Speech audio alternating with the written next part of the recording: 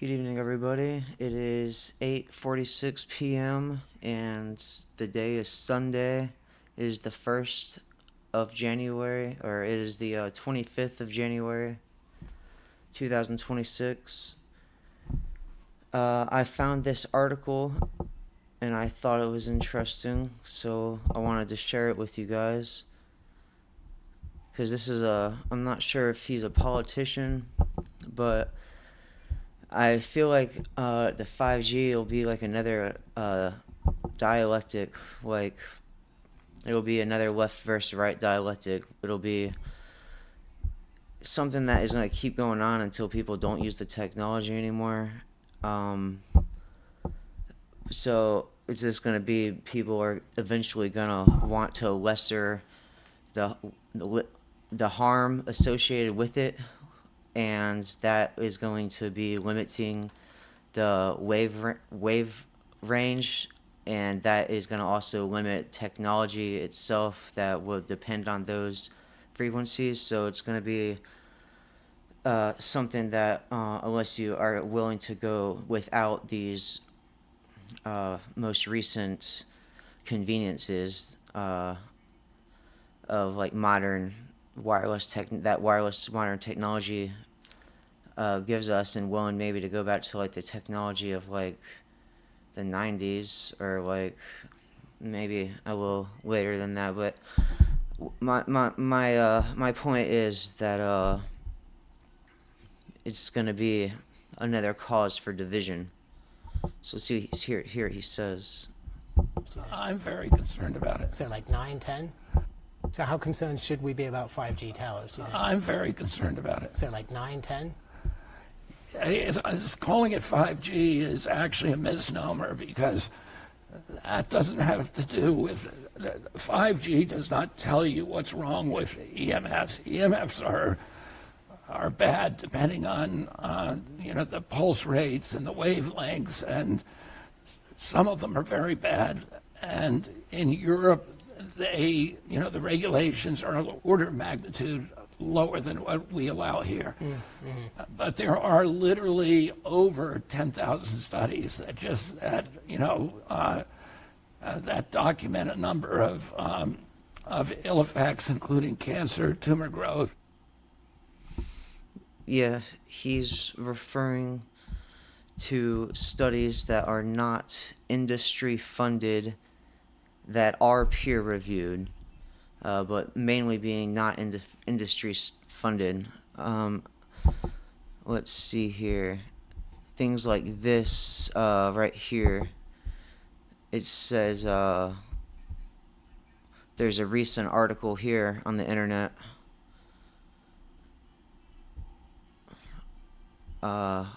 This one was actually 3 days ago. Which one was 3 days ago? I think it was it's one of these.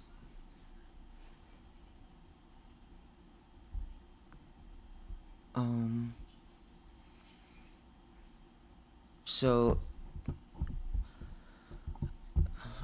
let's see here. I didn't want to just talk about how bad they are. Like I'm assuming that if you haven't watched this stuff about how bad they are, and you like or you don't believe it, then you're not concerned. You're not gonna be not concerned even if someone tells you a reason to be. That's just how you are. It's not gonna make it not affect you, but you just don't care. So I just hope that you at least would tell your children to not sleep with their phones near them. Maybe put it on airplane mode while they're asleep, so they at least are not exposed so much. Maybe don't let your children have tablets all the time, because the way the children's bodies are, they're much weaker and sustainable to the EMFs, the electromagnetic frequencies, and the antennas are right by their either right by their heart or right by their private parts, and they can't see, so they put it right by their head. It doesn't do any, like, it causes a lot of, there is cognitive dissonance because you see it in the hospitals and you see it in the, like, daycares or the schools even. So it seems like it's safe, and then you read all this stuff and you're like, how is it going on if it's not safe? So it makes you confused, and you just got to realize that it is being pushed even though it's not safe. So don't let it drive you crazy. Just, you got to be aware.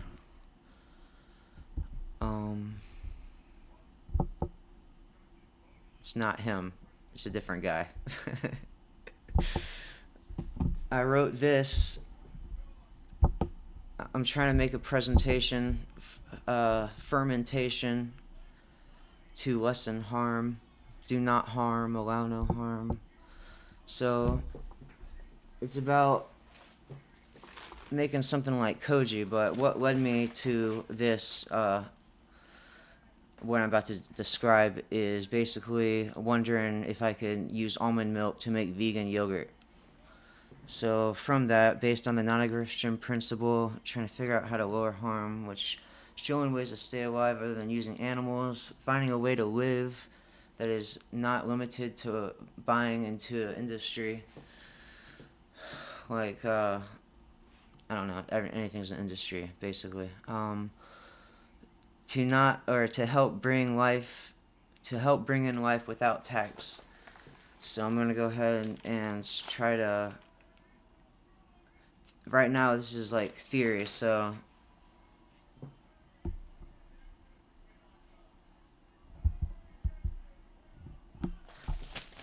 The theory is, instead of feeding animals grain, we can feed the grain to gourmet mushrooms and consume the colonized grain before it fruits, alive and not dried. And we could also, this could be lacto fermented for stores, as well as added health benefits based on other lacto fermented foods. The grain could also be used to make colonized soybeans for tempeh, as koji does, or any other way koji is used. The mushroom mycelium being the fibrous mold instead of Aspergillus oryzae.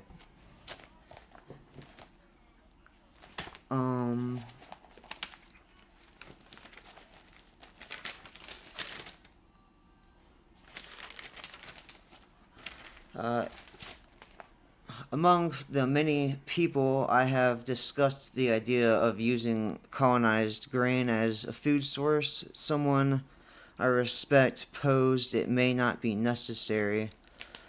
It may be true that people do not need to eat fungus to live, but the same is true for animal products, specifically because alternatives have advanced.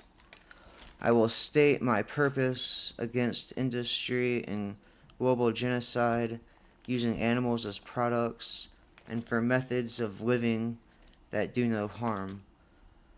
I am not for products like corn, Boca burgers, and processed foods in the frozen aisle of grocery stores. I do not appreciate the artificial scarcity we are accustomed to. I am dumbfounded at how little people know about microorganisms and fermentation.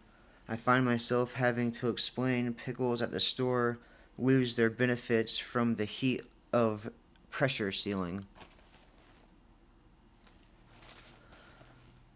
I'm coming off like fungus will lead to freedom, but more so I'm trying to share an alternative to using animals. My proposal is similar to Japanese koji, though the Aspergillus oryzae is used to colonize meat and dairy. Also, I emphasize using mycelium to colonize gourmet mushrooms on grain.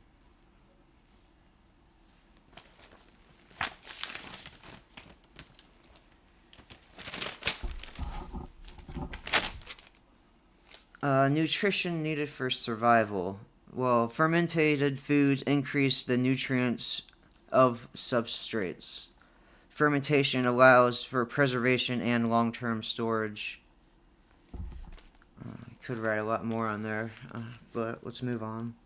Hardships of colonization. Mycology is considered a difficult hobby because of the idea of needing a sterile lab to succeed. The truth is, you can make a campfire, you can likely have what it takes to clone tissue culture, and never have to spend $5 on an agar dish again. We want to be independent from needing an industry, so we want to source from your local area. So you may want to source from your local area during a mushroom growth season. Once you do find a wild gourmet mushroom, it does take skill to clone it onto an agar plate, as much skill as it does to keep a fire. It has to do with the knowledge and actually knowing what to do. I will give techniques that are so easy you don't need a flow hood or even a still air box. I'll get over. This is to get over the hardship, which is loss to contamination. The myceliated grain to be fully colonized and ready to fruit.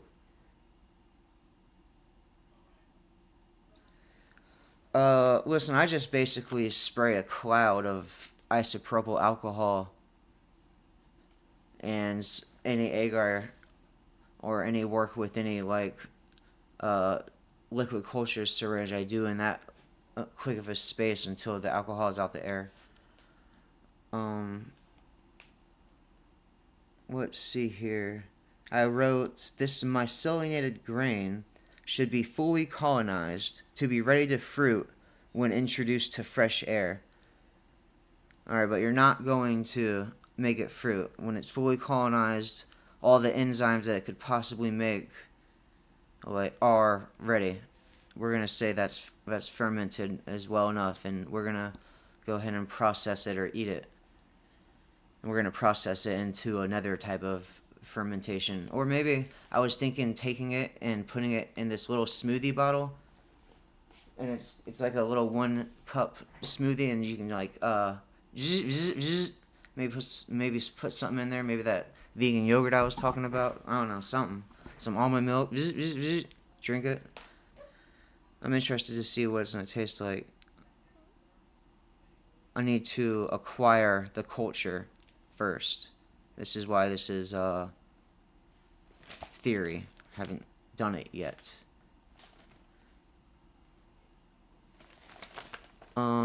I wrote Hardships of Cultivation Part 2. No, that was what I just was reading.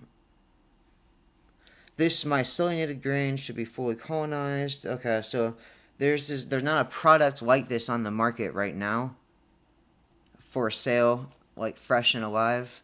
Right now they have spent cakes. Like if someone's growing mushrooms and they picked all their mushrooms and they think there's not going to grow any more mushrooms anymore, they call it a spent cake.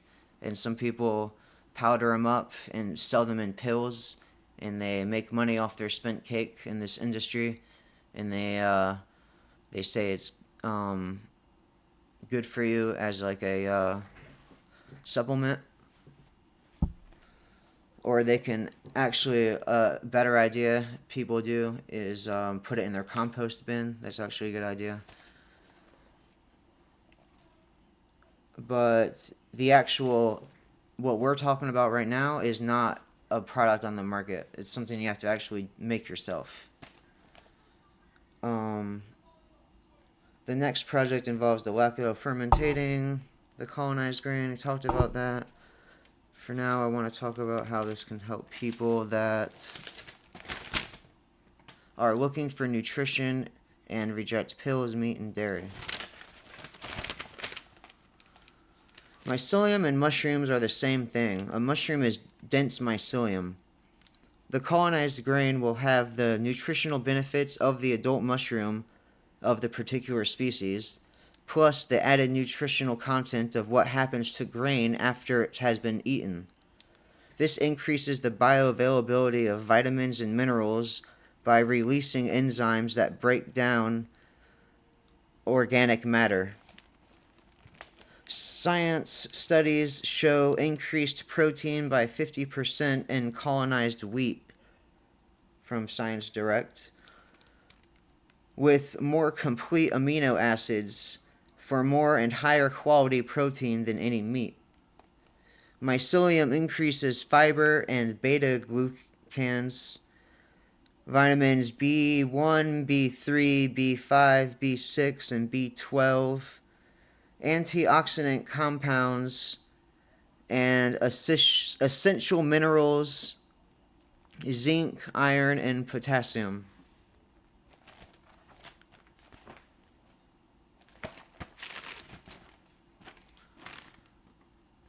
Yeah.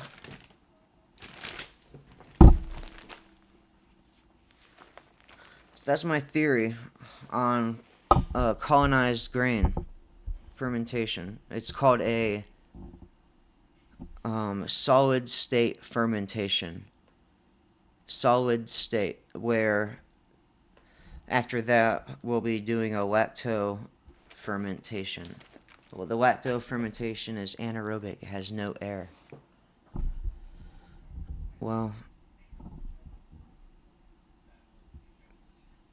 hope you guys have a good next week. All right, peace.